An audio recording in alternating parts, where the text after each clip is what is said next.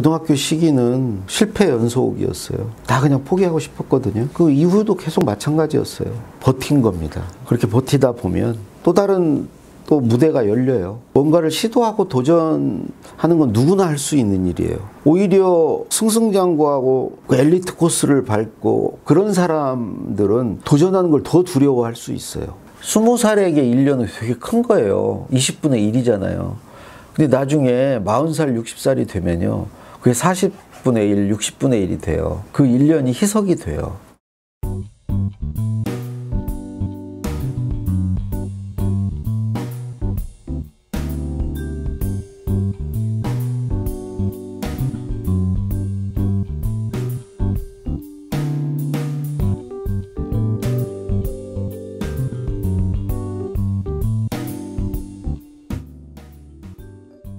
안녕하세요.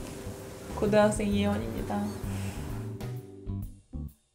저는 강의하고 책을 쓰고 있는 작가라고 하기 좀 쑥스럽지만 강원국 작가입니다.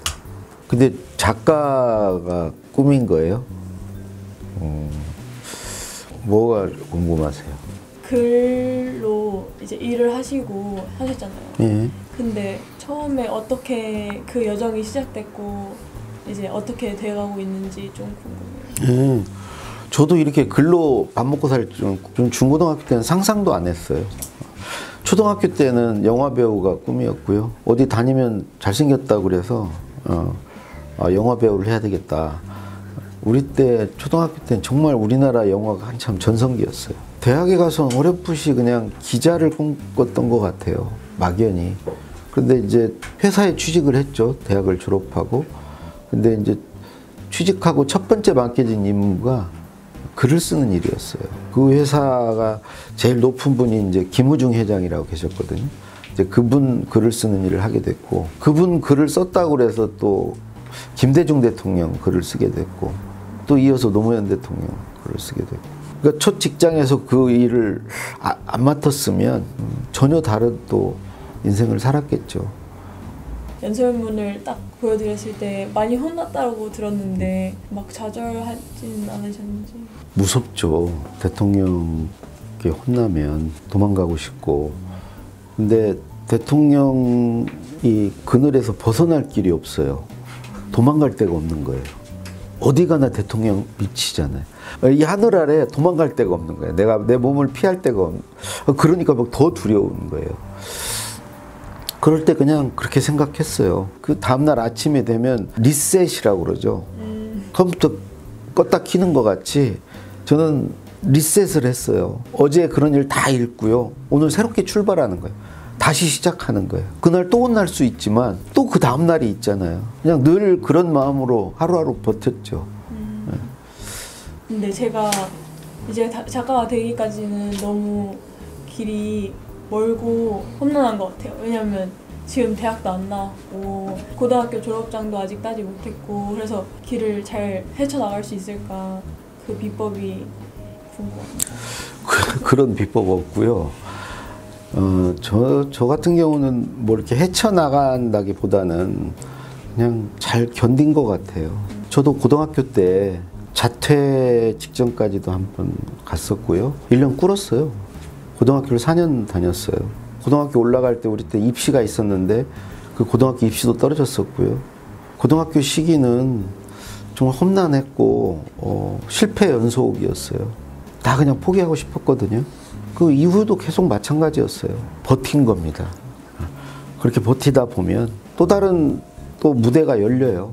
생각지 않게 또 기회가 오고요. 하나 더 추가하자면 늘 이렇게 버티는 걸 바탕으로 뭔가를 계속 시도하려는 노력을 할 필요가 있어요. 그러니까 뭔가를 시도하고 도전하는 건 누구나 할 수 있는 일이에요.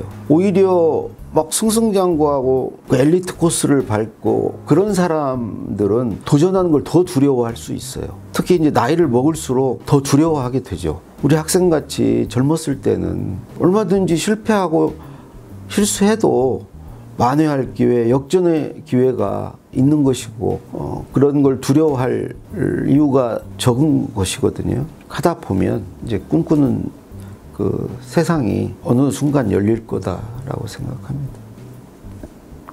사실 작가님이 고등학교를 4년 다니신지 몰랐는데 저도 똑같거든요. 저도 지금 19살인데 고등학교 2학년 과정을 하고 있고 1년 늦게 어떻게 보면 졸업을 하는 건데 저는 그게 좀 걱정이 있거든요. 남들보다 1년 늦게 좀 사회에 나가는 게 저는 좀 두려움이 있거든요. 그래서 혹시 이제 경험을 해보신 자로서 그거는 이해가 돼요. 저도 그랬으니까. 20살에게 1년은 되게 큰 거예요. 20분의 1이잖아요. 근데 나중에 40살, 60살이 되면요. 그게 40분의 1, 60분의 1이 돼요. 지나고 나면 그 1년이 희석이 돼요. 그때는 굉장히 비중이 큰 1년인데 지나고 나면 그 1년은 사실 아무것도 아니에요. 그리고 그 1년이 오히려 그 뒤에 도움이 됐던 것 같아요. 후배들하고 다녀본 경험이 좀 더 어른스러워지고요. 저는 더 길게 보면 그게 낫지 않을까. 그러니까 지금 1년 늦은 거 전혀 아무것도 아닙니다. 나중에 지나고 보면. 개인적으로 글쓰기를 좋아하시는지? 글 쓰는 거 안 좋아해요. 글쓰기가 제일 힘든 일인 것 같아요. 즐거워서 하는 일은 아니고 뭐 해야 되니까 하는 일인데 근데 즐거울 때 사실 잘할 수 있잖아요. 그러기 위해서는 거기에 이렇게 익숙해지고 그런 기간이 필요한 것 같아요. 처음에 낯설고 거기에 익숙하지 않을 때 즐거울 수가 없죠. 그 고비를 넘겨야 돼요. 글쓰기도 마찬가지인데 처음부터 즐겁지 않고요. 힘들지만 이제 꾸준히 이렇게 쓰다 보면 또 가끔 생각보다 잘 쓴 글이 이렇게 한두 편씩 나오고 그럴 때 어떤 재미가 붙고 그건 모든 작가가 마찬가지일 거예요. 글을 듣고 보는 사람들에게 어떨 때 제일 큰 보람을 느꼈는지. 책이 많이 팔려서 인세가 들어오는 거죠. 네, 그때가 제일 기분이 좋죠. 네. 글을 쓸 때 예. 좌절할 때가 있잖아요. 예. 그리고 정말 안 써질 때가 있잖아요. 예. 그럴 때는 어떻게 극복을 하시는지. 그런 때는 안 쓰죠. 근데 뭐 슬럼프일 수도 있고 그걸 보통 뭐 작가의 장벽이라고 해요. 벽에 부딪힌 느낌, 부담감을 느낄 때인데요. 그럴 때는 잠깐 글쓰기를 멈추거나 쉬거나 공부를 하거나 그런 방법밖에 없는 것 같아요. 이제 그러다 보면은 다시 또 이제 글 쓰고 싶은 마음이 생기고 안에 글쓸거리가 채워지고 그럴 때 이제 다시 이제 쓰죠. 저희 세대가 막 유튜브도 있고 되게 영상에 더 친숙한 세대잖아요. 글보다는, 책보다는. 어휘력을 얻기 위해서는 책을 많이 보는 방법도 있잖아요. 책이랑 그러면 어떻게 친해질 수 있을까요? 글쎄요. 저는 요즘 보면 그게 대세인 것 같아요. 저는 책만이 책은 아니라고 생각하고요. 영상책도 책이고 또 오디오도 책일 수 있다. 그러니까 그런 꼭 책을 봐야 된다는 그렇게 강박을 가질 필요는 없다고 생각해요. 자기가 편하게 뭐 접하고 이제 보다 보면 좀 더 깊이 이렇게 알고 싶은 게 되거든요. 그럴 때 자연스럽게 이제 책을 보는 게 좋지 않나. 다 본다는 부담을 갖지 마시고 발췌독이라고 하죠. 자기가 궁금한데 보고 싶은 데만 보는 거. 거기서부터 출발하는 게 좋지 않을까 싶네요. 제가 예전에 학교에서 선생님 추천을 받아서 좀 작은 책을 쓰려고 계획을 했었거든요.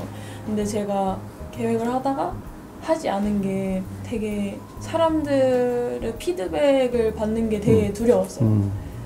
아니, 속히 말해서 멘탈이 약한 편인데 어떻게 길러야 될지. 저는 지금 이제 내일 모레가 60인데 똑같아요. 저도 독자가 두렵죠. 어찌 보면 더 두려울걸요, 학생보다.